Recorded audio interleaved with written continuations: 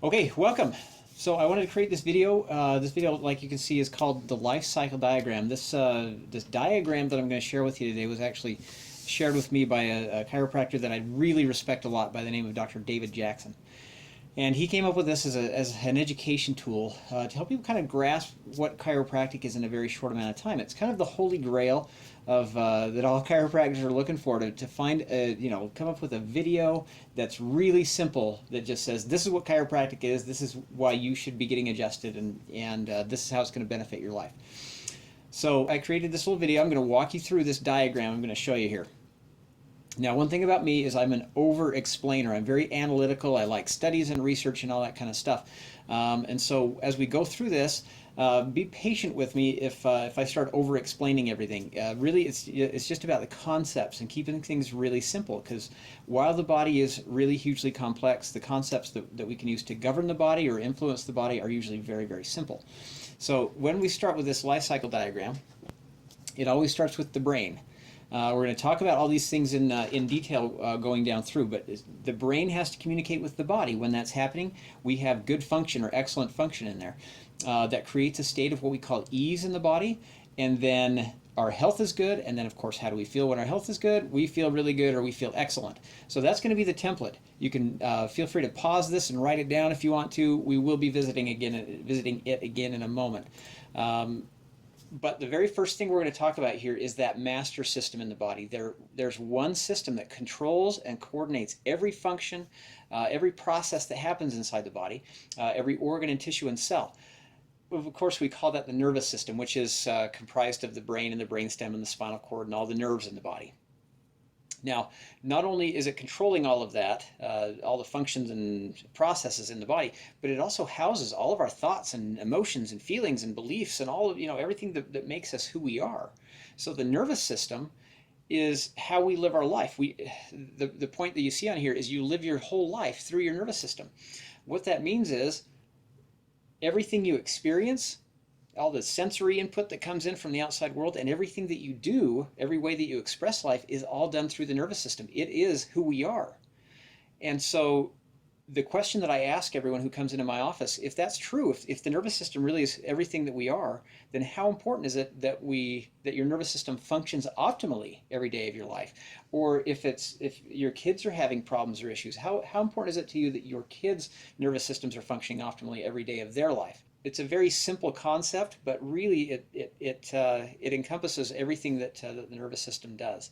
And we have to have a well-balanced nervous system for our lives to be good and for everything downstream to work well. So the master system controls, and that's going to bring us to the second thing, the body.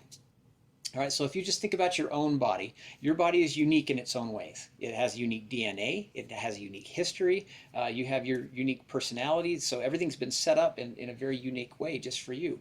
You have unique skills and abilities, strengths and weaknesses, both physically and maybe emotionally and mentally as well. We have scars that we obtain as we're going through life, and again, those can be physical scars or emotional and psychological scars, as well as our memories. Our memories are experiences that are engraven into our nervous systems. So the body has to be subject to the nervous system, because otherwise it wouldn't be able to operate. And because it is subject to the nervous system, it has the capacity to heal itself and regulate itself. Those are two truths that I believe. The body should be self-healing and self-regulating. Now, because the body is self-healing and self-regulating, it can create what we call function in the body. So function, of course, like it says here, is a product of the communication and interaction between the brain and the body. So, is your body regulating itself properly? Is your blood pressure good? Your respiratory rate? Your gallbladder secreting bile properly? Those are really physical, but we can have emotional and behavioral things too. I see a lot of kids in my office. You'll probably have noticed on my website. So anxiety and chronic stress, hyperactivity, even autism and seizures and a lot of those other things are the body not regulating itself properly. And second question, is your body healing properly? Do you have chronic injuries or pain? Is your immune system functioning really well so it can take care of problems and infections as they arise? Is your body healing and regulating the way that it ought to? And what I want to help people do is empower themselves in determining how their body functions. You have a choice. You have power. All right, now this is the interesting thing. we come to this thing called ease. Ease is just how well our bodies are able to cope with stress. Now, when your body's in a state of ease because it's functioning really well, because your brain and your body are communicating really well, then everything is easy. You get an infection, hey, that's no problem. Our immune system's going to kick that thing. Or maybe we don't even get the infection, even though we are exposed to a virus or whatever. We sprain an ankle or a wrist or whatever, no problem. The body's going to heal up. Stress at work, hey, I'm not worried about stress. Even though I've got a stressful job, I handle it really well and it doesn't cause me problems. All those things can give people problems if their body's not in this state of what we call ease. Really what it comes down to is the ability to overcome the problems and the stresses of life easily. Now, if we're in a state of ease, guess how our health is?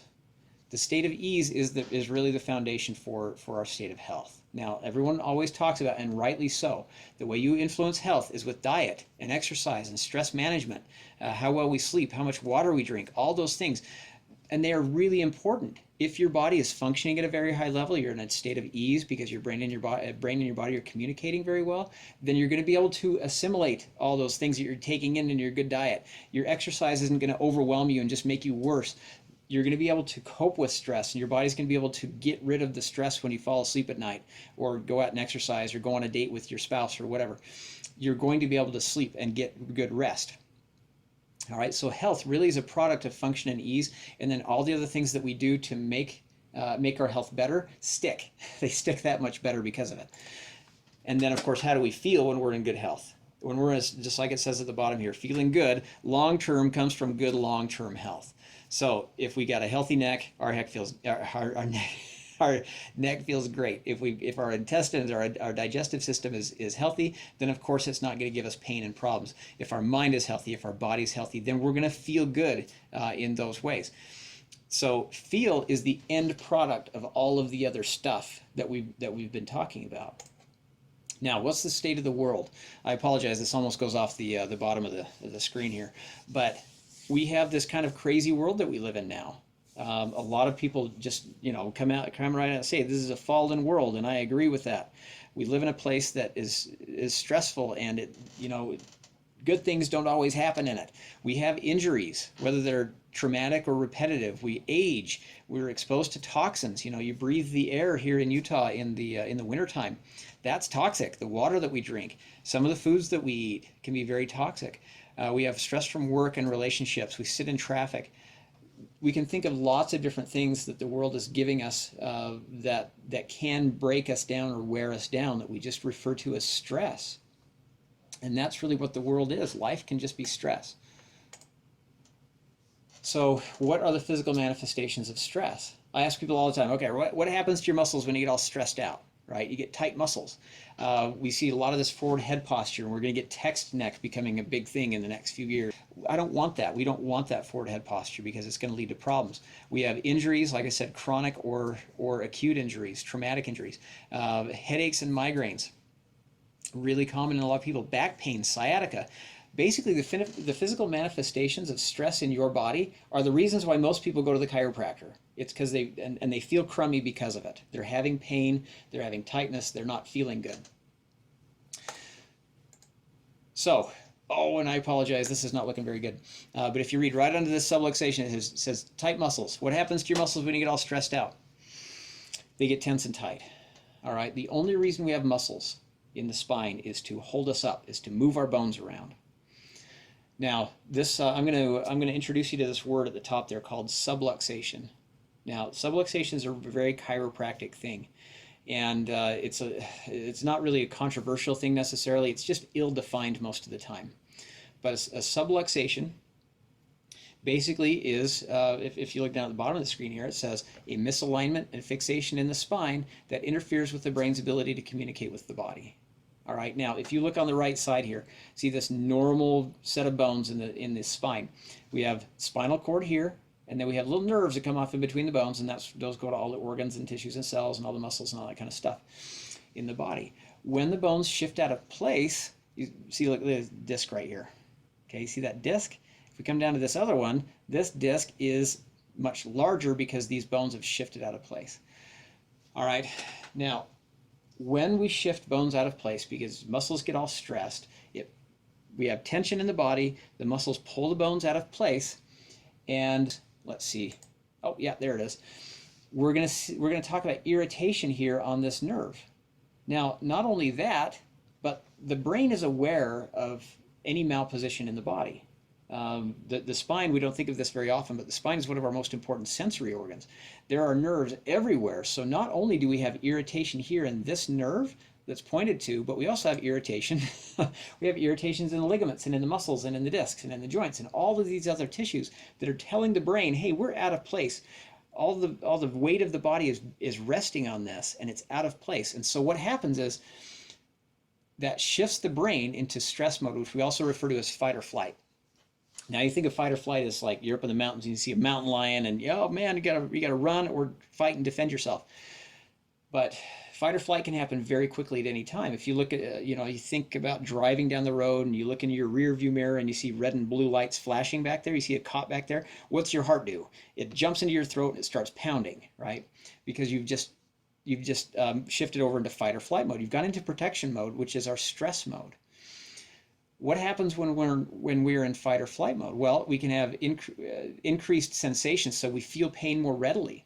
We have anxiety and hyperactivity and depression and anger, and the heart rate and the blood pressure both rise. We have intestinal issues, gallbladder problems.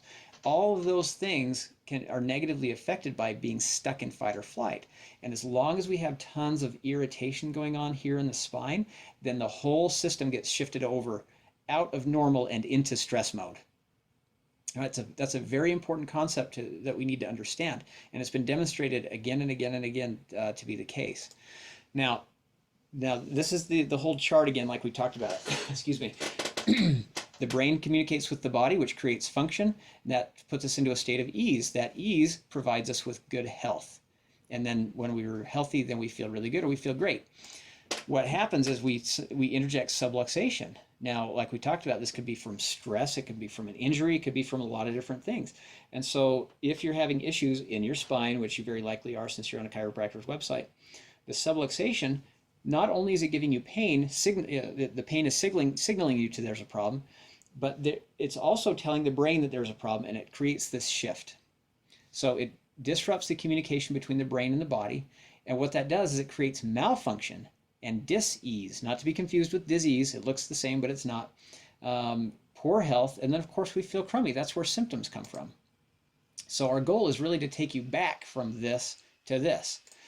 Now, what does malfunction mean? Well, with interference in communication between the brain and the body, of course things are not going to work as well. Everything's less coordinated. Function, of course, has to diminish. So just like everything in life, you need communication. If you're not communicating really well, then everybody suffers. And that puts us into a state of dis-ease. So you see on the right, or on the left, sorry, everything we talked about, all that stuff's easy when you're in a state of ease. When you're in dis-ease, well, nothing seems easy. You can have diminished immune function. You can have problems with healing. You can injure more easily because you have less proprioception, less ability to sense stress coming on. You can accumulate stress. You ever hear people say, yeah, I carry my stress up in my shoulders or my back or whatever. Why would we want to carry our stress around? The only reason we do that is when we've been overwhelmed with stress and it's causing us to have this stress reaction. That's where we see bad postures and that kind of stuff as well, both in adults and in kids. New mattress or pillow, that's great for people in ease, but over here, man, new mattress or pillow, you're wrecked for 8 weeks. It doesn't feel good to change things like that. You got an 8-hour flight or a 6-hour drive or whatever, it's going to be the same. You're not going to sleep very well. You're going to hurt after that. Overcoming problems, instead of being easy, just becomes hard. We don't want our overcoming problems to be hard because life is stress. And of course, that dis-ease is going to lead us to poor health. When we have a good diet, but our intestines aren't absorbing food very well, that's not benefiting us as much as it could. When we're exercising, but we injure easily and we don't recover very quickly, of course it's not benefiting us as well. Our stress management techniques, we need to employ more of them because we're not able to overcome the stresses that have overcome our bodies. And then of course sleep and drinking water and all those things. Sleep very often is affected. You can lie there for hours and not get good sleep, even though it's technically sleep. A lot of people wake up tired, and that just tells us, yeah, the body is starting to suffer from poor health. These good, healthy things matter less if your body's not functioning and you're in this state of dis-ease that we're talking about. And then, of course, how do we feel? Which is the end product. We're not feeling great anymore. So symptoms, we often attribute, what's the solution for our symptoms? It's really common for people to go to the medical doctor and say, hey, I'm having this symptom of heartburn. I'm having this symptom of asthma, where we want to not just see what the symptom is, we want to find the cause. And so in kids, this is what we see all the time, and this is why we have such a high percentage of kids that come in the office. Kids end up with hyperactivity or sensory integration problems, OCD or ODD or SPD, the alphabet soup. Digestive problems and colic are very common in kids whose bodies are not functioning well and they're not in a state of ease and they're not healthy. They can be unfocused or have tics or delays or seizures. A lot of different things can be affected by this. Now, what about adults? What are adult symptoms, I guess, of dysfunction and dis-ease and bad health? Well, people come in with back pain. They come in with sciatica, headaches and migraines, low energy, digestive problems. Well, what about all the other stuff that may have carried over from childhood? I apologize, that thing keeps popping up at the bottom here. But we don't want to go after the symptoms. We want to go after the cause. And so that's why we want to look to see if subluxation is the problem. So this is how it should be. And this is what most people's reality is, unfortunately. And so instead of attacking it here by taking an ibuprofen that doesn't fix anything, just makes it feel better, we can find the source of the problem and get it up there. And then everything can start trickling down and become healthy again. That's really what chiropractic is all about. We want to remove the stress from the system and allow the system to express itself in the very best way possible. We want you to be healthy. That's what wellness truly is. So on this topic of health and wellness, I think there are some really good definitions of health. Most people just think healthy is not sick. And that can't be further from the truth, because there are a lot of people that don't have infections that aren't very healthy. So just because you're not throwing up or you don't have a cold right now doesn't necessarily mean that you're healthy. So this is the WHO is the World Health Organization. I love their definition of health. They say a state of complete physical, mental, and social well-being, and not merely the absence of disease or infirmity. And there's a medical dictionary I found online, and I love this definition as well. A relative state, so this is a definition of health, a relative state in which one is able to function well physically, mentally, socially, and spiritually in order to express the full range of one's unique potentialities within the environment in which one is living. Well, that's great. It's kind of confusing though. So this is my favorite one that I've seen. Health is primarily a measure of each person's ability to do and become what he wants to become. And that's basically my chiropractic definition of health and wellness. We want the ability to do and become what we want to become. That's what health is to me. So, wellness chiropractic. Why do people go to chiropractors when they're not dying from pain and headaches and that kind of stuff? Because we live in a fallen, stressful world. Our modern world is just crazy with stress. We have a lifetime of stress that's accumulated behind us.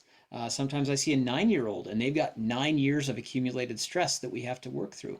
In addition to that, we have stress every day. We've just got our daily stress from going to work and coming home and raising kids and all the other stuff that life entails. It's not bad, but it is still stress. All of those things in some way often are trying to subluxate us.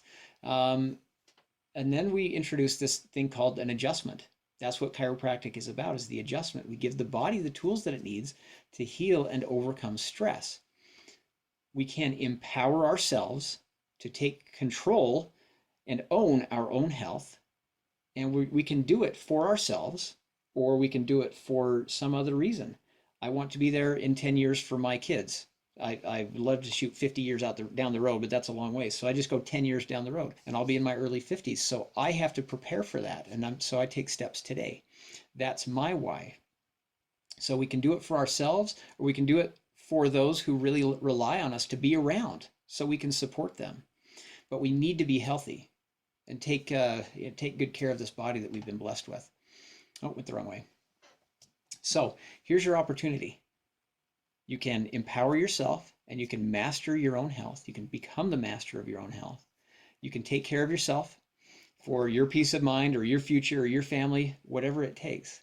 Now, and it doesn't matter what I want.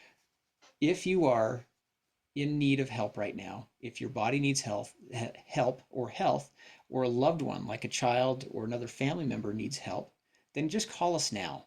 We are, in addition to everything that we talked about, wellness, chiropractor, and all that, we're also a practice membership, and our practice members receive 33% on their adjustments. We're already very competitive, but an additional 33% off all their adjustments, and then we give them other services at no cost.